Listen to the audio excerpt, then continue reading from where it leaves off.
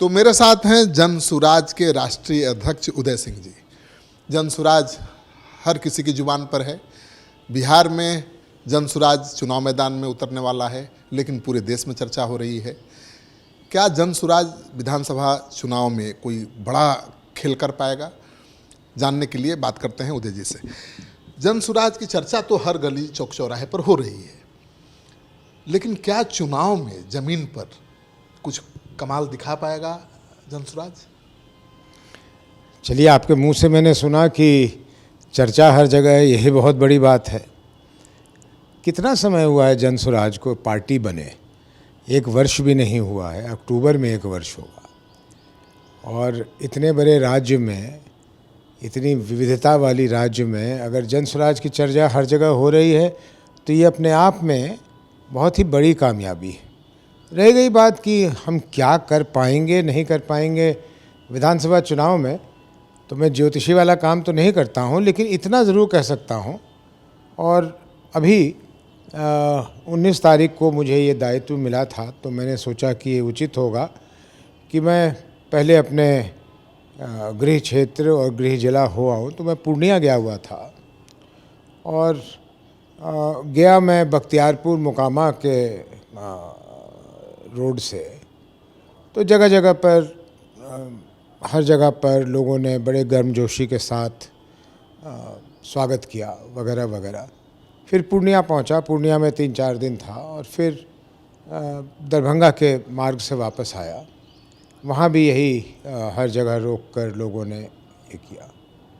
मैं अपने लंबे अनुभव के आधार पे ये ज़रूर कह सकता हूँ कि लोगों में अब एक जागृति सी आई हुई है कि उनके पास एक बहुत सुनहरा मौका है कि वो किसी पार्टी को समर्थन नहीं कर रहे, वो जन सुराज को वैसे ही मान रहे हैं जैसे हम लोग उनको बताना चाहते थे कि जन सुराज का वोटर जन सुराज का हिस्सा है।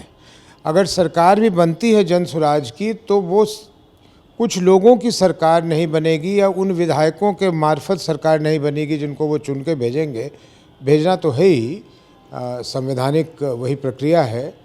लेकिन हमारी कल्पना है कि बिहार के 14 करोड़ लोग, उसमें वोटर भी हैं और जो नहीं भी वोटर हैं उनका भी, 14 करोड़ लोगों की हिस्सेदारी हो उस सरकार को चलने में और चलाने में। ये बहुत आवश्यक है। और नहीं तो जो दृश्य है वो आप देख रहे हैं कि क्या दृश्य है। तो जन सुराज के सूत्रधार प्रशांत किशोर की सभाओं में भीड़ तो जुट रही है। राजनीतिक दलों की चिंता भी बढ़ी हुई है, लेकिन भीड़ जुटना, क्या भीड़ को वोट में तब्दील कर पाना बहुत आसान काम तो होता नहीं, आप भी जानते हैं। अब तो पुराने राजनेता हैं। भीड़ और वोट एक चीज़ नहीं होती। भीड़ 2 ही कारण आती है। भीड़ आती है किसी को या तो सुनने के लिए। मैंने बहुत सारे ऐसे, मैंने श्रीमती इंदिरा जी का 1977 का के रैली का भीड़ देखा था, जो अगर भीड़ देख के कोई अनुमान लगाता तो कहता कि भाई ये तो 10 लाख वोट से जीतेंगे। लेकिन वैसा नहीं हुआ, परिणाम उसके विपरीत आया। क्यों? क्योंकि उन्होंने मन बनाया हुआ था कि हमें इंदिरा जी की सरकार को हटाना है। जो भी उनकी सच या झूठ, जो भी उनको उस समय में 1977 में इंदिरा जी के लिए दिमाग में था, लेकिन वो देखने आए थे कि मैं किसको हटाने वाला हूँ। प्रशांत जी तो कहीं थे नहीं, जन सुराज तो कहीं था नहीं, हम लोग तो कहीं थे नहीं। तो हम लोग को वो हटाने के लिए नहीं आ रहा है, हम लोग को देखने के लिए आ रहा है कि हम लोग जिस पे विश्वास करना चाहते हैं वो व्यक्ति क्या बोल रहा है। इसलिए भीड़ की आकलन सीधी तरह तो बिल्कुल नहीं की जा सकती कि जो भीड़ है वो वोटर है, लेकिन भीड़ क्यों आ रही है इसको समझना तो आवश्यक है। और भीड़ कभी भी कतई भी इसलिए नहीं आ सकती है कि हमको जन सुराज को हटाना है, क्योंकि जन सुराज तो है ही नहीं, तो हटाइएगा क्या आप। तो अवश्य उनके मन में है कि हमें जन सुराज को बनाना है, जन सुराज के साथ हमें आगे बढ़ना है। तो सुनते हैं कि ये लोग क्या कह रहे हैं। आपको लगता है कि ठीक है, जन सुराज अभी नीतीश कुमार की सरकार है, पहले लालू जी की सरकार थी, उसके पहले कांग्रेस की भी सरकार थी, बिहार बदल जाएगा जन सुराज के सरकार बनने से? श्रीकांत जी, बिहार बदल जाएगा कहना बहुत कठिन है, क्योंकि अगर हम कहें कि ये दशकों की जो एकत्रित की हुई गंदगी है उसको हम बहुत अल्प समय में सब कुछ ठीक कर देंगे, ये झूठा वादा है। लेकिन एक चीज़ को हम लोग करेंगे, और वो मैं गारंटी के साथ कह सकता हूँ, और आपको मजाक में कह दूँ, पूर्णिया में मैंने शुरू किया कि ये उदय सिंह की गारंटी है, ये मोदी जी की गारंटी नहीं है। ये हम लोग ये गारंटी के साथ कह सकते हैं कि सुधार की तरफ हर वो कदम जो उठाना चाहिए वो शीघ्र अतिशीघ्र कुछ दिनों में या महीनों में हम लोग उसको ज़मीन पे उतार देंगे। उसको इफ़ेक्ट होते होते जो स्वाभाविक समय है वो लगेगा, उसकी रेगुलर मॉनिटरिंग होगी कि उसमें कहीं विलम्ब ना हो जाए। लेकिन ये कह देना कि 1 साल में और 2 साल में और 3 साल में हम लोग के हाथ में जादू की छड़ी है और बिहार जो है वो तमिलनाडु जैसा हो जाएगा और बिहार जो है वो गुजरात जैसा हो जाएगा, ये झूठी बात है। लेकिन हर वो प्रयास जो इसको एक दिन गुजरात और तमिलनाडु शीघ्र अतिशीघ्र बना देगा, वो सारे कदम हम उठाएंगे। लेकिन आप देख रहे हैं कि पूरे देश में गठजोड़ की राजनीति चल रही है। कोई शायद ही ऐसा दल होगा जो अपने बलबूते पर चुनाव अकेले लड़ने की हिम्मत जुटाए और चुनाव जीत कर सरकार बनाए। इतना बड़ा रिस्क क्यों ले रहे हैं आप? क्यों नहीं अलायंस गठजोड़ करते किसी के साथ? ये रिस्क नहीं है, ये हमारा संकल्प है। और गठजोड़ किसको कहते हैं? गठबंधन को मैं ठगबंधन कहता हूँ। मैं समझा देता हूँ इस बात को। हम लोगों ने अभी आरसीपी सिंह जी के साथ, हमारी दोनों की पार्टी एक दूसरे में विलय हो गई, वो हमारे साथ मिल गए। अन्यथा अगर हम लोग सिर्फ ये लालच के लिए कर रहे होते तो उनके साथ गठबंधन होता ना, और गठबंधन के बाद क्या होता? आरसीपी जी कहते हैं हमारे पार्टी को इतनी दे दो, हम कहते हैं हम इतनी दे सकते हैं, तो फिर वो एक खिंचातानी होके कुछ ना कुछ बात बन जाती और वो अपने चुनाव में चले, हम अपने चुनाव में चले जाते। चुनाव के बाद अगर ये स्थिति में हम पहुंचते कि हम कुछ सरकार बना रहे हैं, तो फिर खिंचातानी होती कि आपके कितने मंत्री, मेरे कितने मंत्री, कौन सा विभाग मेरे पास, कौन सा विभाग तेरे पास। तो इसलिए मैं कह रहा हूँ कि गठबंधन जो है वो ठगबंधन है, लोगों को बेवकूफ़ बनाने का तरीका है। भाई अगर आपके पार्टियों के विचारधारा मिल गई, अगर आप लोगों की जो एम्स है, अपने जो लक्ष्य है आपको उस राज्य के लिए, वो सोच मिल गया, तो विलय कर लीजिए ना। गठबंधन क्यों कर रहे हैं कि आज कर रहे हैं, कल तोड़ रहे हैं, फिर परसों फिर बना रहे हैं? नीतीश जी के हाथ में डमरू, एक बार बजाया आरजेडी आ गई, एक बार बजाया बीजेपी आ गई, फिर बजाया तो कोई और आ गया। ये क्या तमाशा कर रहे हैं बिहार के साथ? क्या आप ये कहना चाहते हैं कि गठबंधन से बदलाव नहीं आ सकता है, सत्ता हासिल हो सकती है? आप बदलाव के लिए राजनीति कर रहे हैं? आपने मेरी ही बात कर दी। जो मैं कहना चाह रहा था उसको आपने और सरल भाषा में कह दिया कि गठबंधन सिर्फ सत्ता हासिल करने का एक आसान तरीका है, वो लोगों के काम करने के लिए नहीं है। वो जिसको मलाई खाना कहते हैं, वो मलाई खाने के लिए वो गठबंधन होता है कि हम सरकार में आ जाएंगे, फिर उसके बाद देखी जाएगी कौन जनता नहीं जनता 5 साल के बाद पूछेंगे। इसलिए हम लोग गठबंधन नहीं करेंगे। और इसको रिस्क मत कहिए। रिस्क क्या है? जनता के बीच में जाना रिस्क कब से हो गया? या जनता हमें आशीर्वाद पूर्ण रूप से दे देगी, आंशिक रूप से दे देगी? ये तो है नहीं कि किसी रूप से नहीं देगी। हमें कुछ ना कुछ तो वो उसका आशीर्वाद प्राप्त होगा ही। अगर वो आशीर्वाद पर्याप्त रूप से प्राप्त हो गया, उनके साथ मिलकर सरकार बनाएंगे। पर्याप्त रूप में प्राप्त नहीं हुआ, और मेहनत करेंगे और आगे बढ़ेंगे। किसी के साथ मिल के भी सरकार जनसुराज बना सकता है, ये पूछना चाहता हूं। देखिए, उसमें जो मेरी सोच है वो ये है कि जो आदरणीय स्वर्गीय रामविलास जी ने किया था वो ठीक नहीं है कि एक चुनाव के बाद, खर्चीले चुनाव के बाद आप बिहार की जनता पे फिर एक बोझ डाल दीजिए कि फिर से चुनाव करो। ऐसी परिस्थिति में जिसकी ज़्यादा बहुमत हो, कोशिश करना चाहिए कि उसके साथ एक साझा कार्यक्रम बनाकर बाहर से समर्थन दे दीजिए। मलाई खाने मत पहुंच जाइए। अगर बाहर से समर्थन देने की आवश्यकता हुई और उससे चुनाव बचता है तो बाहर से आप समर्थन की बात सोच सकते हैं, लेकिन उसमें हिस्सा मत बन जाइए, उससे कुछ प्राप्त मत करने लगिए। बिहार के लिए या अपने राज्य के लिए उस समय में अगर दोबारा चुनाव नहीं करवाना चाहते तो वो आप विकल्प के रूप में रख सकते हैं अपने पास, सोच सकते हैं। मतलब किंग मेकर की भूमिका में आप आएंगे तो बिहार में दोबारा चुनाव की नौबत नहीं आने देंगे, किसी न किसी की सरकार बनाएंगे और अपने लक्ष्य को प्राप्त करने की कोशिश करेंगे। तो श्रीकांत जी, ये तो मैं उल्टे तरह से भी कह सकता हूँ, क्या पता सरकार बनाने के बिल्कुल करीब हम पहुँच जाएं, तो हम भी अपेक्षा करेंगे कि कोई दल जो नहीं चाहती कि तुरंत चुनाव हो, वो बाहर से हमसे कुछ साझा कार्यक्रम बनवाना चाहती है, तो हम उसके लिए तैयार होंगे। लेकिन बाहर से समर्थन दो और गारंटी के साथ समर्थन दो कि कितने दिनों के लिए समर्थन दे रहे हो।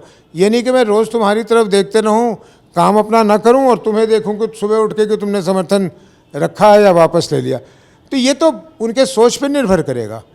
तो अगर बिहार के जनता की भलाई की ही बात कर रहे हैं तो वहाँ भी तो भलाई की सोचनी होगी ना।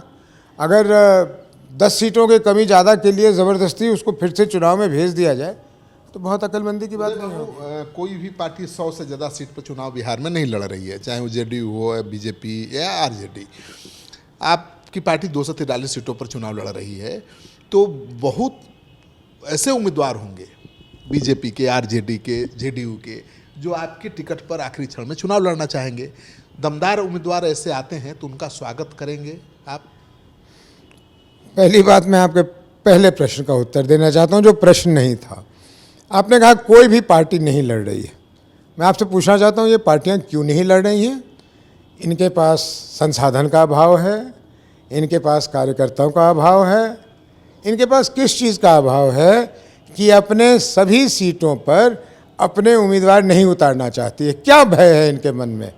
तो वो फिर लौट के आ गई बात कि किसी ने बिहार के लोगों का इस मात्रा में विश्वास नहीं प्राप्त किया है कि वो जाकर चुनावी मैदान में लड़कर अपने दम पर सरकार बना ले।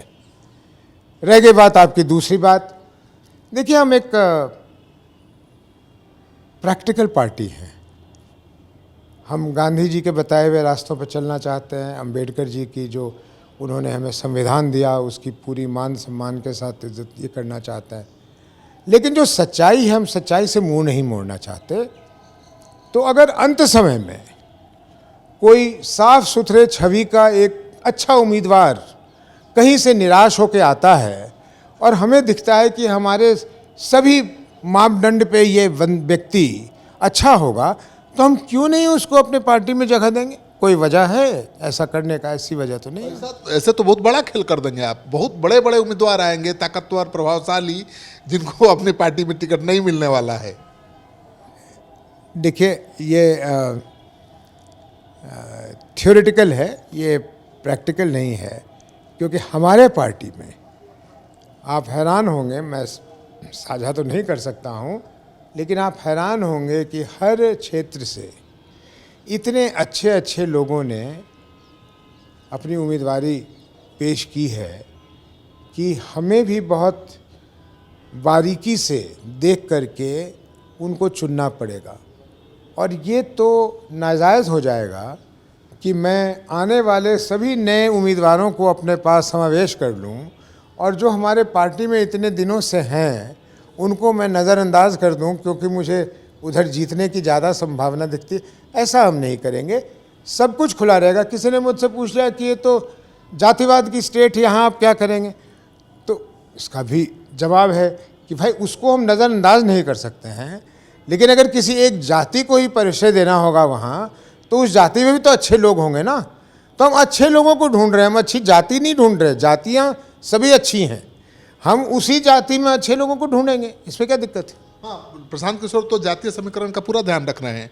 वो कह रहे हैं जिसकी जितनी आबादी उतनी भागीदारी, जितनी हिस्सेदारी उतनी भागीदारी।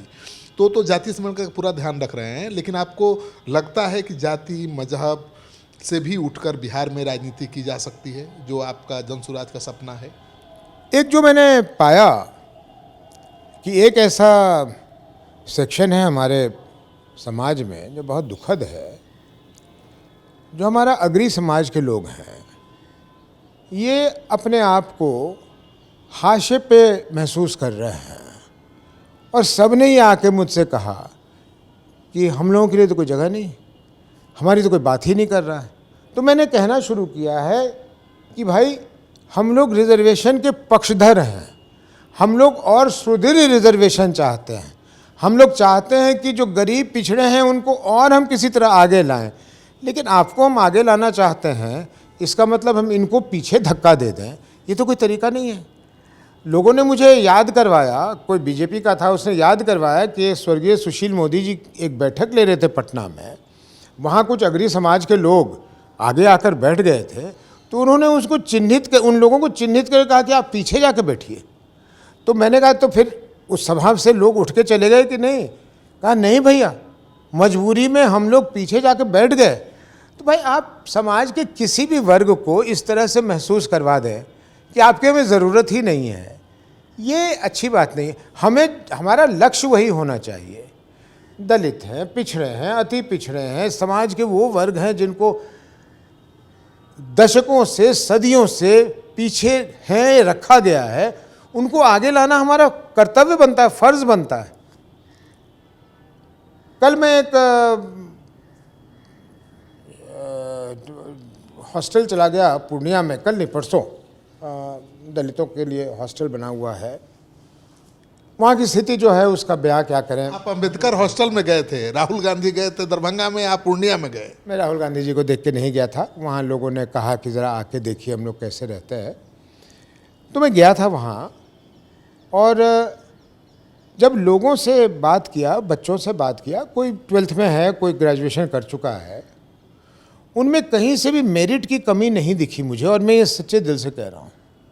अवसर की कमी है। एक एरोनॉटिकल इंजीनियर बनना चाहता था, नहीं बना, कहता मेरे पास पैसे नहीं थे, और सहज रूप से उसने कहा, शिकायत नहीं कर रहा था, वो शिकायत नहीं कर रहा था। किसी धनी घर का बच्चे को अगर ये मौका ना मिले तो वो शिकायत करेगा अपने माता पिता की कि हम पैसा मांगे थे नहीं दिए, लेकिन उस बच्चे ने बहुत सहज रूप से इसको स्वीकार किया।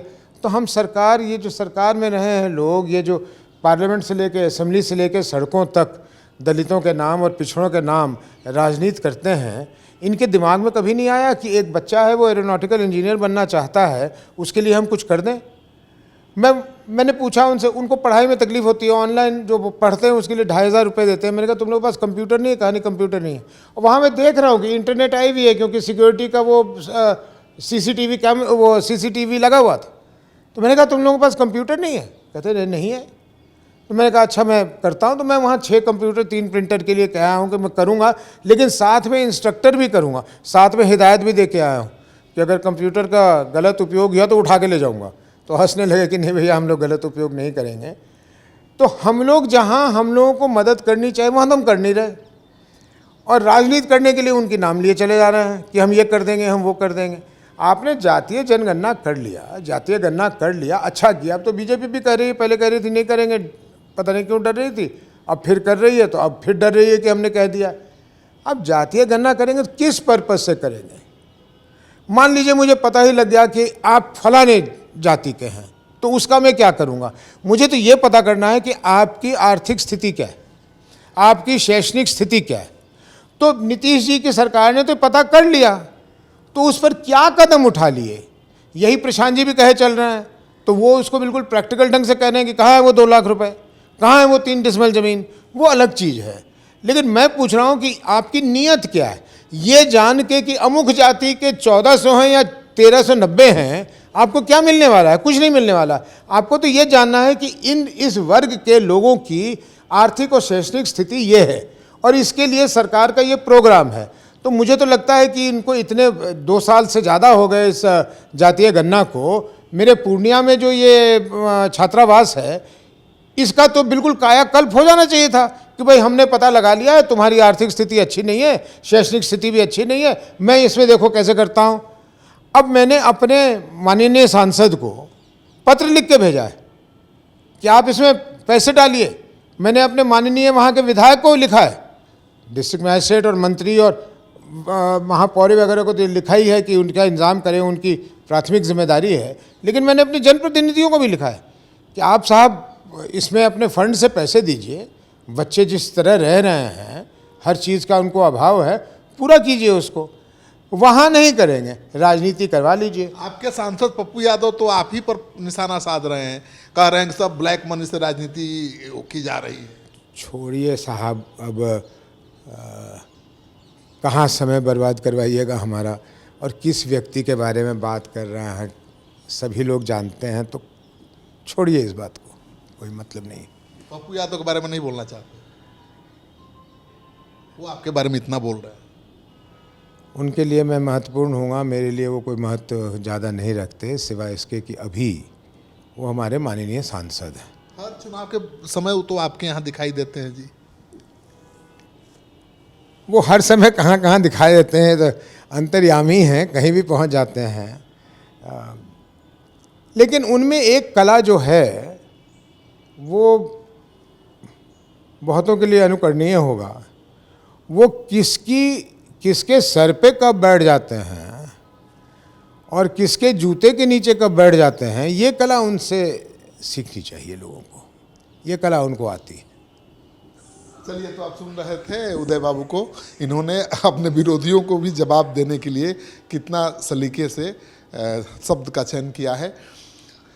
तो आपको ये इंटरव्यू अच्छा लगे तो कमेंट बॉक्स में जाइए, अपना कमेंट जरूर लिखिए। अगर आपने अब तक हमारा चैनल सब्सक्राइब नहीं किया है तो ज़रूर कर लीजिए। आपका सहयोग समर्थन लगातार मिल रहा है, उसके लिए धन्यवाद।